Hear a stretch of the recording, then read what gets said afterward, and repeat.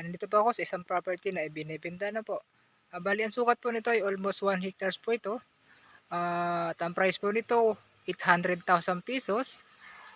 Ang title naman po nito ay Cloa, Matured Cloa po. Bali buhay pa po yung nakapangalan sa title ano po. Bali ang layo po nito sa kalsada ay halos 300 meters po ito. At halos po makikita nyo po dito sa video ito ay sakop po na property.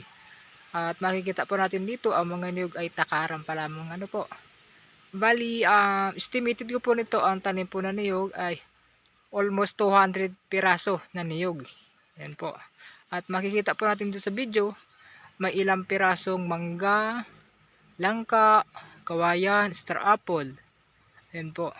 So may pagkukunan po tayo ng tubig dito, halos nasa pagitan po ng lupa yung tubig, yung bukal. Hindi po siya nawawala ng tubig kahit tag